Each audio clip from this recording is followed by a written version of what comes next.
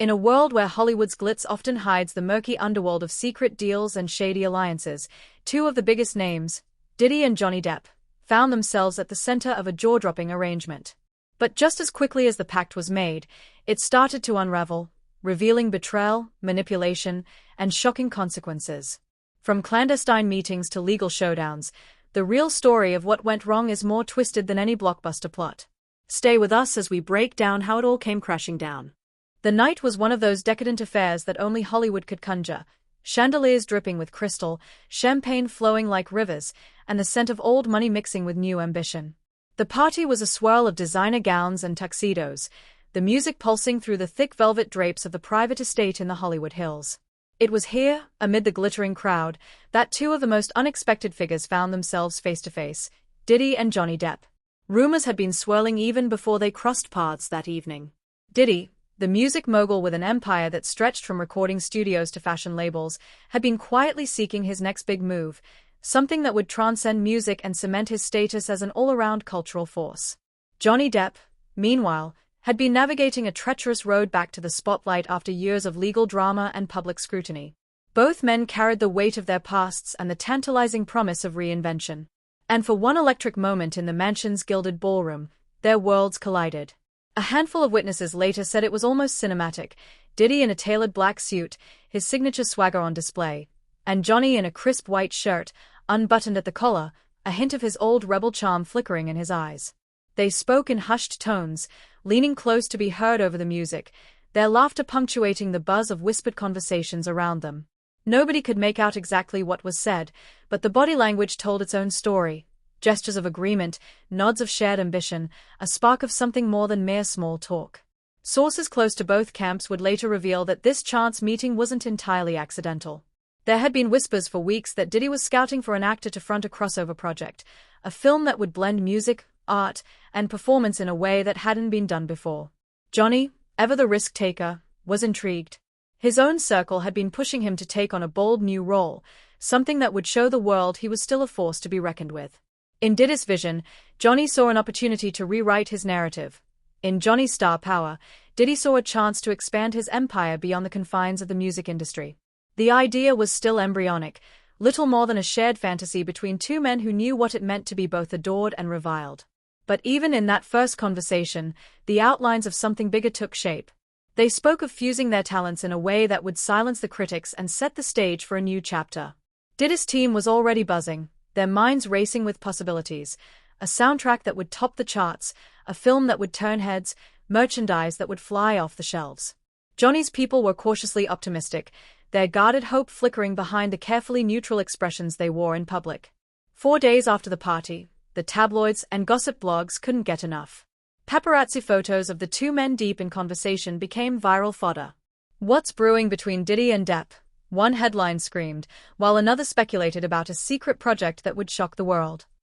Most dismissed it as just another Hollywood rumor, the kind that flares up for a moment before dying out in the endless churn of celebrity gossip. But for those who had been in that room, who saw the quiet intensity in their exchange, it felt like the start of something real. Behind the scenes, calls were being made and schedules were being checked. Diddy's inner circle moved quickly, setting up a discreet meeting to test the waters. Johnny's agents, wary of yet another potential PR disaster, wanted assurances that this wouldn't turn into a circus. But as the days passed, the enthusiasm on both sides only grew. The idea of joining forces, of combining their considerable talents and reputations into a single project, was too enticing to ignore. Whispers soon turned into low-voice conversations at private clubs and backroom lounges. Over bourbon and cigars, Diddy laid out his vision. A film that would be part noir thriller, part musical odyssey, and part cultural statement.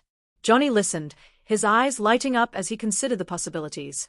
He'd always been drawn to roles that defied convention, and this project, still just a twinkle in Diddy's eye, had the potential to be something that would define a generation. Their shared interest in reviving their public images added another layer of urgency to the conversation. For Diddy, it was about evolution, proving that he could do more than just dominate the charts.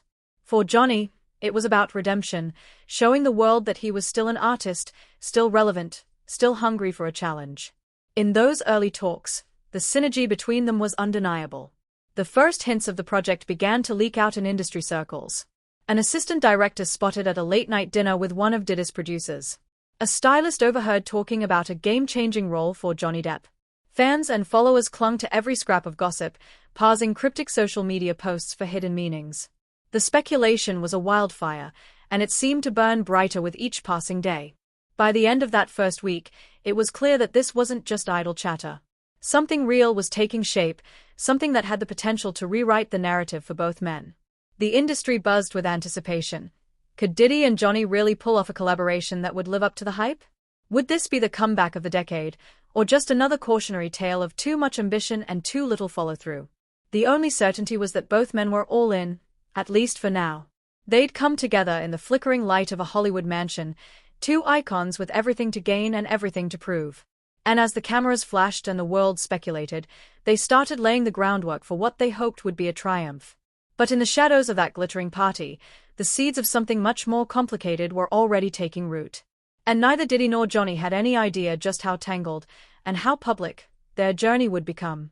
After the initial spark of excitement at the Hollywood party, Diddy and Johnny Depp's teams moved quickly to capitalize on the buzz. A few weeks later, they found themselves gathered at an exclusive suite in a five-star hotel, shielded from prying eyes and eager for serious discussions.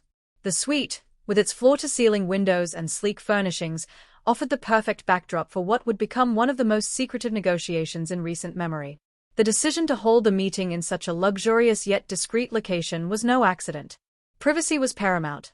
Both men had spent years in the media's relentless glare, and they knew how quickly the smallest hint of a deal could become tabloid fodder. The hotel staff, well-versed in handling high-profile guests, signed watertight NDAs, ensuring that no detail of this clandestine summit would leak to the press. Diddy arrived first, his team in tow.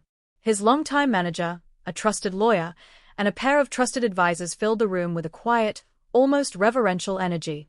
Diddy himself looked calm and confident, wearing a charcoal suit that gave him the air of a man ready to close a deal that would reshape his legacy. He had always been a master of reinvention. This was just the next chapter in a story he intended to write on his own terms. Johnny Depp arrived soon after, slipping into the suite with his characteristic blend of laid-back cool and intensity. Dressed in a dark blazer and a vintage scarf, he was every bit the enigmatic star, his presence immediately commanding the room's attention. His lawyer and agent, both visibly protective, took their places at his side. Though his expression was guarded, there was a glimmer of curiosity and excitement in his eyes. This was an opportunity, one he hadn't been offered in years. The negotiations began slowly, with polite introductions and cautious small talk. They spoke in general terms at first, feeling out each other's positions, sharing their visions of what this project could be. Diddy talked passionately about creating a work that would blend music and film in ways no one had seen before, a cinematic spectacle with a groundbreaking soundtrack. Johnny, ever the artist, spoke of character depth and authenticity, of finding the humanity in every performance. As the conversation turned more serious, the room's energy shifted. Contracts were placed on the table, thick folders brimming with clauses and fine print. Diddy's lawyer, a steely-eyed veteran of high-stakes deals, took the lead, outlining the basic framework, a co-production that would split the profits 50-50ths, with equal creative input from both camps. In theory, it sounded simple. In practice, it was anything but. Johnny's lawyer pushed back almost immediately. Creative control was non-negotiable. He insisted. Johnny's name was a brand, and he wasn't about to risk another tabloid feeding frenzy if the project didn't meet his standards. Diddy's team countered that financial backing came with certain conditions, and that Diddy himself would need final say on marketing and music licensing. It was the classic clash of commerce and creativity, two powerful forces locked in a polite but unmistakable tug-of-war. The hours passed in a blur of negotiations. The sun sank behind the hotel's skyline view, painting the room in shades of twilight as the two teams worked through the details. At one point, Diddy and Johnny stepped out onto the balcony, away from their lawyers and advisors, to speak man-to-man. Witnesses, few and trusted, said it was a moment of real connection, a rare glimpse of vulnerability between two men used to playing larger-than-life roles. Over drinks, they talked candidly about the stakes. Diddy shared his frustrations with the music industry, the constant need to stay ahead of trends and critics. Johnny confided his fears about being reduced to a punchline after years of negative headlines. Both knew that whatever they created together, it would be scrutinized and picked apart by a world that thrived on watching the mighty fall. But that risk, that adrenaline of creating something that could either elevate or destroy them, It was addictive. Meanwhile, the social media world was already abuzz. That same night, Diddy posted a cryptic image to his Instagram story, a single candle flickering in a dark room, accompanied by the caption, "The start of something big." Fans and industry insiders were quick to read between the lines, flooding Twitter with theories. Was it about the project with Johnny? Was it a new music video? The speculation was a wildfire, and the secrecy only added fuel. Back in the suite, the final sticking points were ironed out as the clock ticked past midnight. The deal, it was agreed, would be a multi-phase project, a feature-length film with a soundtrack album produced under Diddy's label, and a companion tour that would bring the fusion of music and cinema to life on stage. Each star would have veto power over their own image and involvement, a delicate balance that was equal parts trust and legal safeguard. The mood in the room shifted as signatures began to appear on the dotted lines. There was a sense of relief, even triumph, as both sides realized they were about to embark on something that was bigger than either of them alone. The handshake between Diddy and Johnny, firm, unwavering, was more than just a photo op. It was the culmination of months of whispered speculation and silent strategizing. By the time the final papers were tucked away in briefcases, the suite was alive with a quiet but unmistakable sense of anticipation. The air was thick with possibility, of box office gold, of chart-topping anthems, of a story that could captivate audiences around the globe. But beneath the excitement, there was also a hint of unease. Everyone in that room knew that Hollywood deals, no matter how promising, were never simple. Ego, ambition, and the ever-present specter of public opinion could turn even the best-laid plans into a battlefield. As the two stars left the hotel separately, Diddy with his entourage, Johnny with his watchful lawyer, the world outside was none the wiser. They slipped into waiting cars, the city's neon glow casting fleeting shadows across their faces. Behind tinted windows, they shared a moment of reflection. The calm before the storm, the breath before the plunge. They had done it. They had taken the first step towards something that could be extraordinary. But as the night deepened and the city lights flickered below, neither man could shake the feeling that the true battle had only just begun. The headlines came swiftly, even before the ink was dry. Diddy and Johnny Depp join forces for mysterious new project, they screamed, and the buzz only intensified when industry insiders confirmed that the paperwork had indeed been signed.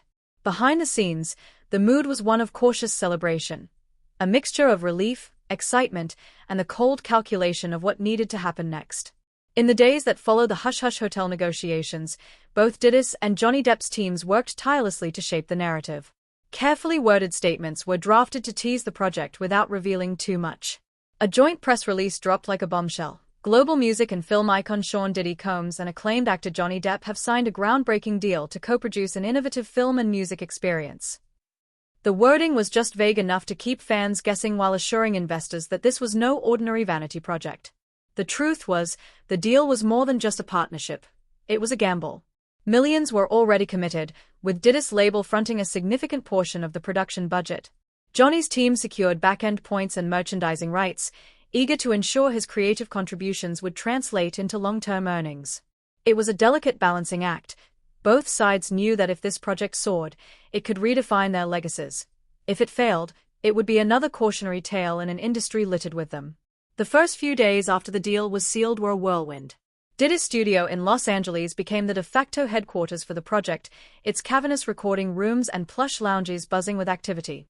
Producers, musicians, and script consultants filtered in and out, their conversations punctuated by bursts of laughter and the low hum of hip-hop beats playing in the background. Diddy, always the visionary, was already assembling a dream team. Musicians who could blend jazz and rap with cinematic flair, scriptwriters who could turn a half-formed idea into something epic. Johnny was there too, though his presence was more of a shadow, quiet, intense, and watchful.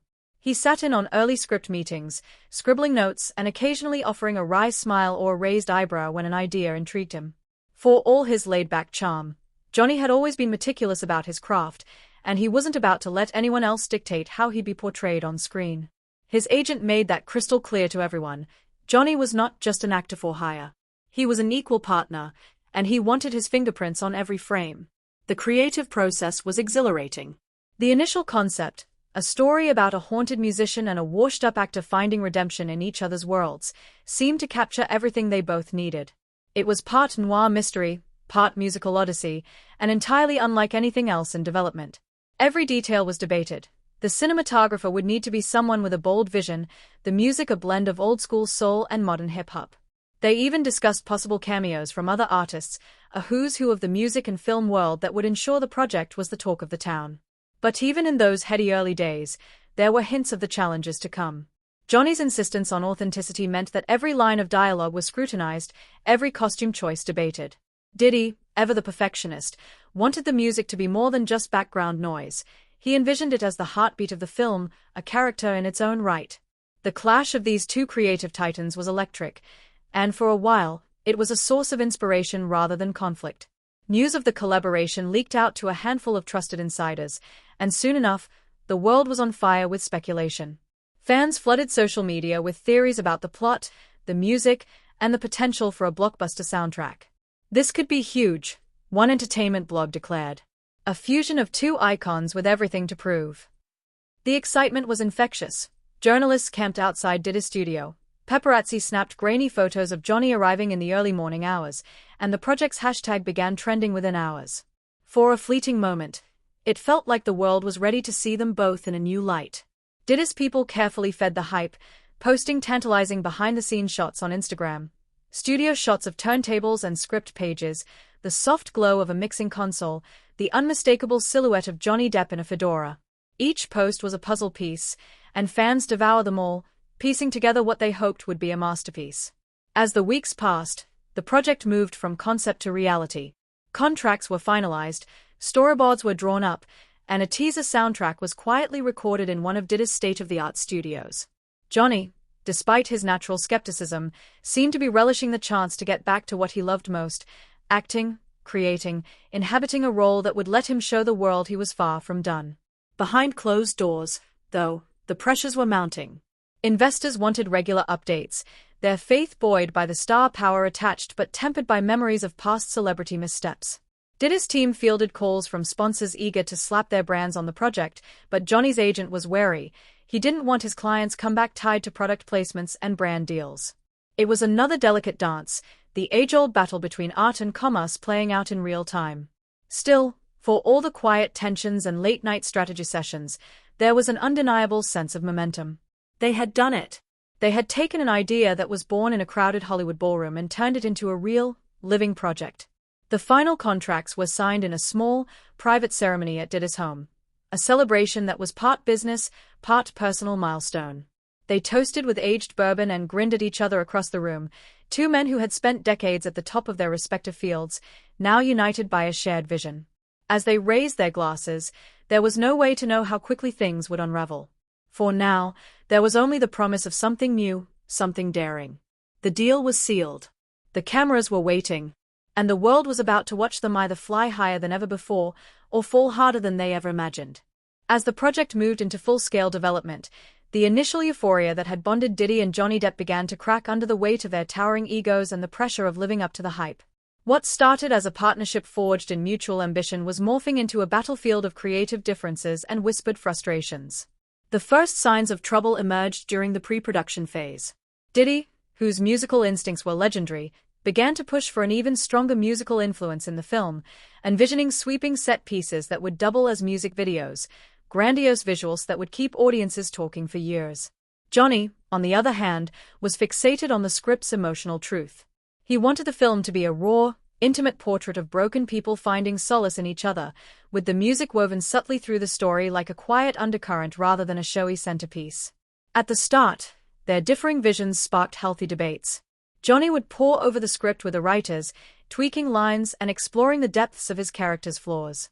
Diddy, meanwhile, would huddle with the music producers, laying out tracks that pulsed with energy and ambition. But soon enough, those creative discussions turned into tense standoffs. A particularly heated argument erupted during a script workshop in the studio's sun-drenched conference room. Johnny had spent weeks working with the director to strip away what he called gimmicky excess, focusing on the story's core emotional journey. Diddy walked in, took one look at the pared-down draft, and dismissed it with a single, cutting line. "Where's the fire? Where's the heart?" He accused Johnny of turning a bold, genre-defying project into a dreary indie film no one would care about. Johnny shot back that Diddy was trying to make a glorified music video, sacrificing story for spectacle. Their voices rose, echoing down the hallways, until the director stepped in to calm things down. Rumors of backstabbing and manipulation began to swirl in the days that followed. Crew members, sworn to silence by ironclad NDAs, couldn't help but trade stories in hushed tones. Johnny had allegedly threatened to walk if his creative vision wasn't respected, while Diddy was said to be quietly shopping around for new producers who would better align with his blockbuster ambitions. The two camps, once united by excitement, now operated in parallel, each one convinced that they alone held the key to the project's success. Then came the blow that threatened to derail everything. A key investor, a powerful media executive who had championed the project from the start, suddenly pulled out. The reason was never made public, but insiders said it was a mix of nerves about the project's increasingly messy development and the investors' unease with the constant tug-of-war between its two stars. Without that financial lifeline, the entire project hung in the balance. The news sent shockwaves through the team. Emergency meetings were called in the dead of night, the production schedule was quietly redrafted, and for the first time, the possibility of failure loomed large over the project. Diddy, normally unflappable, was said to have been livid.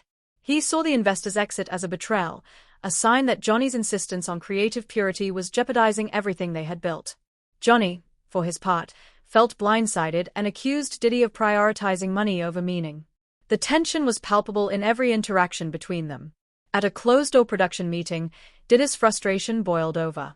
He slammed his hand down on the table, insisting that without the spectacle, the project was dead in the water. Johnny leaned back in his chair, his expression cool and detached, and simply said, "Then maybe it deserves to die." The silence that followed was suffocating. Outside the boardrooms and recording studios, the media continued to feast on scraps of rumor. Paparazzi photos of Johnny arriving at meetings alone, looking tired and hollow-eyed, were splashed across tabloids. Diddy's cryptic tweets, "Watch who you trust and stay hungry," only added to the speculation. The project was still officially on, but to those paying close attention, it was clear that the foundation was starting to crumble. As production limped forward, the creative team tried to mediate, offering compromise after compromise. They suggested ways to blend Diddy's musical grandeur with Johnny's introspective character arc, but each attempt seemed to please neither. It was as if the two stars were playing entirely different games, each convinced that the other was sabotaging their vision. Diddy's studio, once alive with excitement, took on a tense, almost funereal air. The late-night recording sessions became less about collaboration and more about damage control. Musicians and actors who had signed on to be part of something revolutionary now found themselves caught in a cold war of competing demands. The once thrilling synergy was gone, replaced by a sense of quiet resignation. Johnny took to spending long hours in his trailer, scribbling notes in the margins of the script and talking quietly with a director, whose loyalty was increasingly caught between two titans. Diddy, meanwhile, would retreat to the control room, headphones clamped to his ears as he pored over new mixes, trying to will the project back on track through sheer force of vision. Each was determined to see their version of the film come to life, even if it meant tearing down the partnership they'd built. For the world outside, the cracks in the alliance were invisible, hidden behind glossy social media posts and carefully staged PR events. But inside those soundproofed studios and echoing boardrooms, the dream that had once united Diddy and Johnny was starting to slip through their fingers. The creative marriage that had seemed so perfect at the start was now a battlefield, and with every passing day, the stakes grew higher. And yet, even in the midst of all the tension, there was an unspoken understanding. They had come too far to turn back. Millions were on the line, reputations teetering on the edge of ruin. The cameras were still waiting. The world was still watching. And no matter how bitter the feud became, neither man was ready to let the project go down without a fight. The project had barely limped past pre-production when the first legal shots were fired. It was as if the creative tug-of-war between Diddy and Johnny Depp had reached its natural conclusion. In a world ruled by contracts and copyright, the battle for control had to be fought in court. The first salvo came from Johnny's team. They filed a formal complaint, alleging that Diddy had failed to meet critical production deadlines, putting the entire venture in jeopardy. According to the filing, Diddy's insistence on overhauling the music side of the project had caused weeks of costly delays. Johnny's lawyer, a veteran litigator known for his icy calm in the face of celebrity chaos, framed it as a breach of contract that was impossible to ignore. The document, thick with legal jargon and cold precision, was a shot across the bow. Diddy's response was swift and equally aggressive. His lawyers countersued, claiming that Johnny had been the one dragging his feet, constantly rewriting the script, refusing to approve key production elements, and generally acting like the project was his personal passion piece instead of a commercial blockbuster. In Diddy's version of events, Johnny was the saboteur, a brooding artist who couldn't see the forest for the trees. The news of the lawsuits broke almost immediately. Hollywood's gossip mill, always hungry for the next scandal, devoured the story with glee. Diddy versus Johnny, the $50 million meltdown, blared one headline, while another asked, who's to blame for the collapse of Hollywood's hottest project? Tabloids published lurid details from the filings, quotes and accusations that turned private squabbles into public spectacle. The legal showdown had begun, and it was already a media circus. Inside the courthouse, the atmosphere was tense. Both teams arrived separately, their entourages in tow, lawyers with bulging briefcases, publicists whispering into phones, and the occasional bodyguard to keep the paparazzi at bay. Johnny, usually so casual in public, wore a tailored suit and an expression of grim determination. Diddy looked every bit the mogul, his chin lifted and his eyes hidden behind designer sunglasses. The courtroom itself, with its polished wood panels and air of solemnity, seemed an unlikely stage for such an outlandish drama. But it was here that the truth, if there was any single truth, would be decided. The judge, a no-nonsense figure who had seen plenty of Hollywood's glittering illusions, made it clear from the start, this wasn't going to be settled with red carpets and photo ops. The heart of the dispute was simple enough on paper but impossibly tangled in reality. Johnny's team argued that the constant changes to the musical direction had forced the project into a holding pattern, wasting money and creative energy.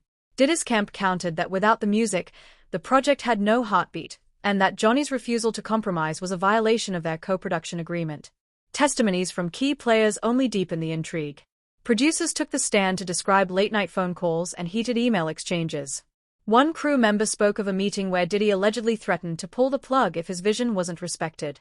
Another recalled Johnny's long silences in creative meetings, punctuated by icy one-liners that left the room tense and uncertain. Leaked documents became fuel for the tabloid fire. One particularly damning memo, marked confidential in bold red letters, outlined a plan by Diddy's team to replace several of Johnny's preferred crew members with his own. Johnny's side claimed it was proof of sabotage. Diddy's side called it simple business. The truth was probably somewhere in the middle, but in court, perception was everything. As the battle raged on, fans picked sides with fervor. Social media was awash with memes and hashtags, #TeamDiddy or #TeamDepp, depending on who you believed. Johnny's loyalists pointed to his history of pouring his soul into every project, of caring more about art than money.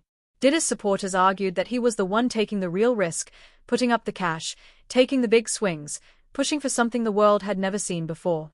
The project, once a symbol of unity, had become a lightning rod for every debate about art and commerce in Hollywood. For Diddy and Johnny, the court appearances became a surreal ritual. They sat across from each other in the stiff-backed wooden chairs of the courtroom, their eyes meeting only briefly, if at all. The easy camaraderie of those early talks, the excitement of making something new, was gone. In its place was a cold, clinical distance. They were no longer partners, they were adversaries. The longer the trial dragged on, the more it bled into their personal lives. Johnny's name was once again splashed across tabloids, this time not for his relationships or his past legal battles, but for a creative feud that seemed to have no end. Diddy's carefully curated image as an unstoppable mogul took a hit too. To some, he looked like a bully who couldn't stand to share the spotlight. But even as the lawyers battled in court, there were quiet efforts to broker peace. Mutual friends in the industry reached out to both camps, urging them to find a compromise before the whole thing became a cautionary tale for the ages. There were whispers of a backroom deal, of a hush-hush settlement that would let both men save face and move on. But the wounds were deep, and neither side was ready to blink. In the end, the judge ordered a temporary pause to the legal proceedings, urging both sides to attempt mediation. It was a moment of calm in the storm, a chance for the once partners to salvage something, anything, of what they had built.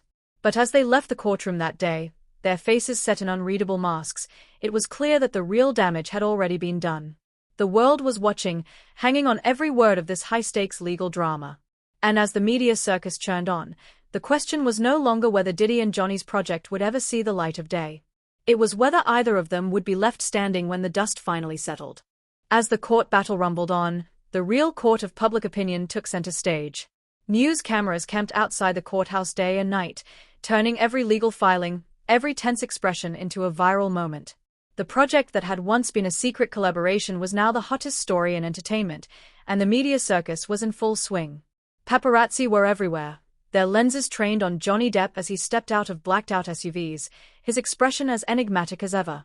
Diddy, meanwhile, had a knack for making an entrance, arriving in sleek cars, head held high, flanked by a rotating cast of advisors and bodyguards. Each arrival was a photo op, each glance or gesture interpreted as a signal in the battle for public sympathy. Reporters breathlessly detailed every detail of the courtroom drama.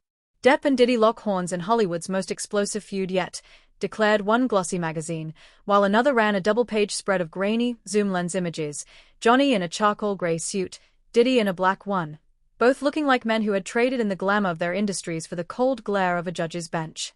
The coverage wasn't just confined to old-school tabloids. Social media was a battlefield of hashtags and hot takes. TikTok was flooded with fan theories, videos spliced together of past interviews, evidence of tension in old footage, and earnest narrators dissecting every angle of the partnership's collapse. On Twitter, #TeamDepp and #TeamDiddy trended for days at a time. Memes captured the absurdity of it all. Diddy in a crown, Johnny in a jester's cap, each side insisting their hero was the real genius, the real victim. For Diddy, who had always thrived in the spotlight, the sudden glare was both an opportunity and a liability. His cryptic tweets, "Truth always rises. They can't stop what's meant to be," added fuel to the fire, hinting at a bigger conspiracy, a grand plan that only he understood. His Instagram posts, moody and dramatic, became talking points of their own. Fans analyzed the filters he used, the lyrics he quoted, reading them like modern-day runes. Johnny, on the other hand, kept a lower profile. His team released carefully worded statements, framing him as the embattled artist caught in a maelstrom not of his own making. In rare public comments, Johnny's tone was measured. He spoke of wanting to protect the integrity of the project, of standing up for the creative process.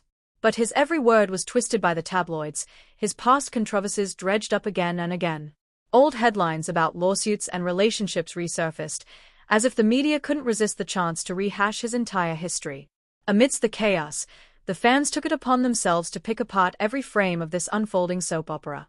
Amateur sleuths tracked down production assistants, poring over LinkedIn profiles and half-deleted tweets for clues. One viral thread claimed to have found the original script, linking to a password-protected file that may or may not have been real. Conspiracy theories multiplied like weeds. Some said the whole feud was a publicity stunt, a marketing ploy for a project that was secretly still alive. Others believed it was proof that the Hollywood elite would stop at nothing to protect their secrets. For those working on the project itself, directors, musicians, scriptwriters, the media frenzy was both exhilarating and suffocating. Crew members who had once been thrilled to join something so ambitious now found themselves caught in the crossfire. Journalists offered big payouts for insider scoops, and even the most loyal staff felt the pressure to talk, to feed the endless hunger for drama. Diddy's team tried to turn the spectacle to their advantage. A behind-the-scenes video was leaked, a slickly edited montage of recording sessions and table reads, scored with a pounding beat that hinted at the project's raw energy. It was meant to remind everyone what they were fighting for, a story that could still be a game-changer. But Johnny's team saw it as a betrayal, an attempt to control the narrative when there was still so much left unresolved. The director, caught in the middle, gave an off-the-record interview to a trade magazine, admitting that the project was a beautiful mess. He described late-night phone calls with Johnny, the way Johnny would get lost in the smallest details of a scene, and Diddy's determination to make every beat of the soundtrack pulse with life. "They are both brilliant," he said, "but they are speaking two different languages." Meanwhile, the project's marketing team scrambled to manage the fallout. Sponsorship deals began to waver, brands nervous about associating with a project that had become synonymous with controversy. A luxury watchmaker quietly pulled out of a planned tie-in, and a major streaming platform that had once expressed interest in distribution suddenly stopped returning calls. The money was drying up as quickly as the headlines were multiplying. But for Diddy and Johnny, the fight was about more than money. It was about reputation, pride, and the stories they told about themselves. Each man saw the project as a mirror of his own journey. For Johnny, a chance to prove that he was more than the scandals that dogged him. For Diddy, a shot at transcending the music world and leaving a mark on cinema itself. And as the media circus churned on, that mirror grew more distorted, the lines between truth and rumor blurring until even those closest to them couldn't see clearly. Outside the courthouse one rainy afternoon, a young fan held up a homemade sign that read, We still believe. It was a hopeful message in a sea of cynicism, a reminder that beneath all the drama, people still wanted to see the magic these two icons could create together. But whether that magic was still possible, or whether it had been snuffed out by egos and lawyers, remained the question on everyone's lips. The media circus showed no signs of slowing down. If anything, it was only growing, devouring every last scrap of gossip and leaving nothing untouched. And in the glare of 1,000 camera flashes, Diddy and Johnny's once promising partnership seemed to fade a little more with each passing day. When the dust of the legal battle began to settle, what was left of the once hyped project lay in tatters. The film, so ambitious, so full of promise, was officially scrapped, the final blow delivered in a brief statement that trickled out to the press late on a Monday evening. Due to irreconcilable creative and financial differences, the project will not move forward. No fanfare, no grand apology, just a few dry lines to bury a dream. For Diddy and Johnny Depp, the end of the project marked more than just the collapse of a film. It was the fracturing of an alliance that had once seemed unstoppable. In private, both men retreated into damage control mode, each determined to salvage his reputation in the fallout. Johnny, who had risked everything to stake his name on this comeback, went dark. No social media posts, no interviews, just a quiet disappearance into his private world. Diddy, on the other hand, maintained his outward bravado. He posted motivational quotes and grainy, nostalgic clips of past triumphs, as if to remind the world, and perhaps himself, of the heights he had once scaled. Whispers from insiders painted a bleak picture. Former crew members described hushed conversations in empty studios, the silence broken only by the ghost of what might have been. One producer said it was like watching a kingdom crumble. Scripts abandoned on cluttered desks, instruments left unplayed, the energy that had once electrified every room now reduced to a heavy, defeated quiet. For fans who had invested their hopes in the project, the abrupt cancellation was like a punch to the gut. Social media lit up with anger and heartbreak. How could they let this happen? Asked one popular Twitter thread, which racked up thousands of retweets.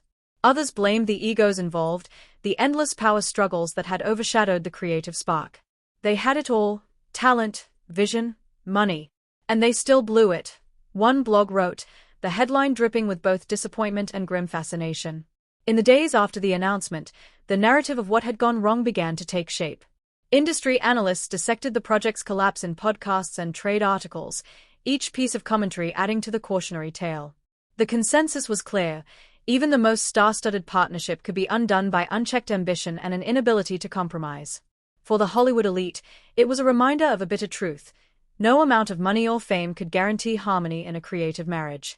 Both Diddy and Johnny found themselves at the center of that cautionary tale, their images now inextricably linked to a failure that had played out in real time. Diddy's brand as the ultimate mogul took a hit. No longer just the master of reinvention, he was now a symbol of the perils of overreach. For Johnny, who had hoped to turn the page on years of tabloid turmoil, it was another chapter of public controversy he'd rather have skipped. Behind the scenes, personal relationships suffered as well. Friends of the two stars described a mutual frustiness that replaced the easy camaraderie they'd once shared. Invitations to industry parties that used to be automatic now came with polite disclaimers. Former collaborators, burned by the collapse and wary of being caught in the crossfire, kept their distance. The project had become a cautionary fable whispered at after-parties and in backrooms, proof that even the biggest names could sink under the weight of their own ambition. Yet amid the ruins, there were still those who refused to let go of the idea. Die-hard fans created tribute videos on YouTube, splicing together what little footage had been leaked, imagining what might have been. One video in particular, a moody montage set to a haunting piano score, racked up millions of views, the comments a mix of mourning and hope. Maybe one day, one user wrote, capturing the lingering wish that somehow, against all odds, the project might still be revived. For the director, who had tried so hard to bridge the gap between Diddy and Johnny, the fallout was especially bitter. In interviews that trickled out months later, he spoke of sleepless nights and dashed hopes, of watching two brilliant minds tear each other, and their shared dream, apart. They both wanted to be the hero, he said in one interview, his voice heavy with exhaustion. But in the end, there was no hero. Just a story that didn't get told. As the months passed, both stars began to re-emerge in their own ways. Diddy threw himself back into the music scene, dropping a surprise single that reasserted his place as an innovator in the hip-hop world. Johnny accepted a role in a small, gritty indie film, a project that felt worlds away from the chaos he'd just survived. Each man moved forward, but the shadow of the failed project lingered, a cautionary tale and a cautionary brand. Rumors continued to swirl that there had been one final, desperate attempt to save the project. Late-night phone calls, promises to compromise, a last-ditch script revision. But by then, the trust had been too badly eroded. The magic that had once crackled between them was gone, replaced by a cold calculation of what they still stood to lose. For the industry, the fallout became a kind of morality play, a lesson in the dangers of hubris. Commentators wrote endless think pieces about the clash of art and commerce, about how two of the most powerful names in entertainment had turned a dream into a cautionary legend. In private meetings and backroom deals, their story was held up as a warning. Even the biggest stars had to remember that collaboration meant more than just sharing a spotlight. But for the fans, there was only a lingering ache. What might have been. What almost was. In quiet corners of the internet, they still shared scraps of hope. Old photos of Diddy and Johnny at the height of their excitement, leaked lyrics from a song that never saw the light of day, fragments of a project that once felt like it could change everything. The fallout was final, and the damage was done. But the echoes of that brief, brilliant partnership, of two giants who dared to dream together, and fell apart trying, would linger long after the headlines moved on. Long after the last courtroom appearance and the final social media post, the world was still captivated by the implosion of Diddy and Johnny Depp's ill-fated project. It had become more than a failed collaboration, it was a symbol, a parable of two larger-than-life figures who collided and left behind a cautionary tale that refused to fade from memory. The project's collapse was now woven into the fabric of Hollywood gossip and legend. Industry insiders whispered about it at networking dinners, using it as a warning to young artists dreaming of working with A-list stars. They spoke of the dangers of ego and the impossible balance of artistic vision and financial ambition, pointing to the way the project had crumbled under the weight of two men's need to control the narrative. Diddy, ever the hustler, managed to spin the fallout into something resembling a redemption arc. He channeled the energy of the failed project into a series of new ventures, launching a documentary about the music business that many saw as a veiled commentary on what had just transpired. In interviews, he spoke of lessons learned and the need to keep evolving, his trademark bravado slightly tempered by the experience. Fans noted the shift, a little less of the unstoppable mogul, a little more of the man who had seen just how quickly an empire could slip away. For Johnny, the aftermath was more subdued but no less significant. He poured himself into smaller, grittier roles, projects that allowed him to focus on craft without the glare of blockbuster expectations. In an interview for a European film festival, he spoke only obliquely of what had happened.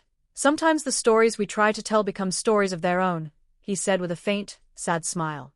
It was the closest he would come to admitting how deeply the collapse had stung. The public fascination with their partnership's failure endured. Podcasts dissected every chapter of the drama, turning it into a serialized epic that felt more gripping than any scripted show.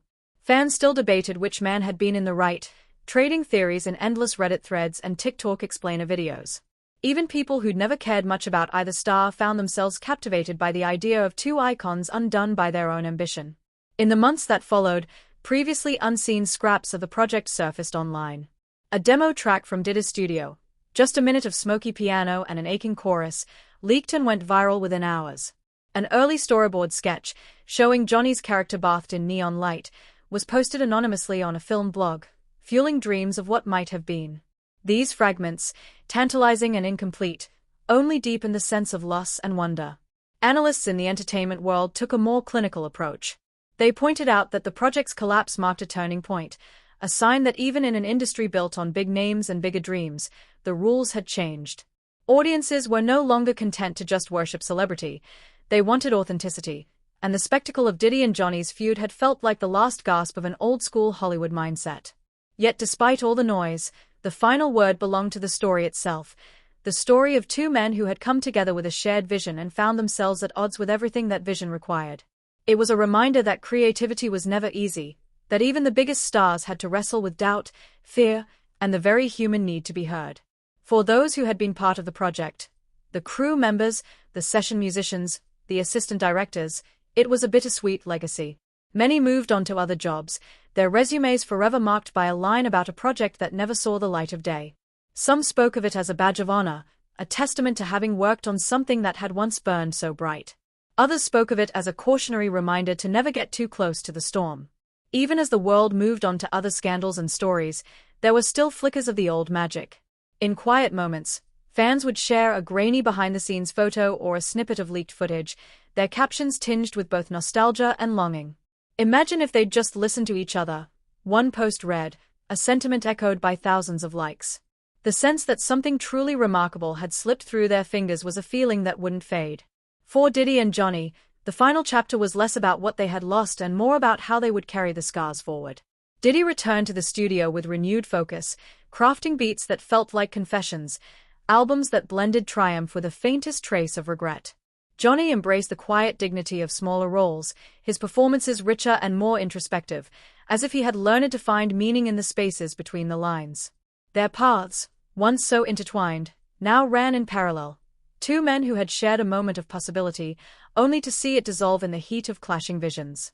And maybe that was the real legacy of their project, a reminder that even in an industry obsessed with the perfect narrative, some stories were meant to stay unfinished. In the end, the world's fascination with the Diddy and Johnny project wasn't just about celebrity drama or behind-the-scenes gossip. It was about the eternal dance between creation and destruction, about how fragile even the grandest dreams could be. The project had promised everything: reinvention, redemption, a new kind of art, and it had delivered none of it. But in its collapse, it had offered something else: a glimpse into the human heart, flawed and yearning and impossibly hopeful. Years from now, people would still remember the project that almost was, the songs that were never released, the scenes that were never filmed, the fragile alliance that couldn't hold. And maybe, in the end, that was enough. A story that lived on in whispers and what-ifs, a reminder that in Hollywood, as in life, the most unforgettable stories were the ones that left something to the imagination.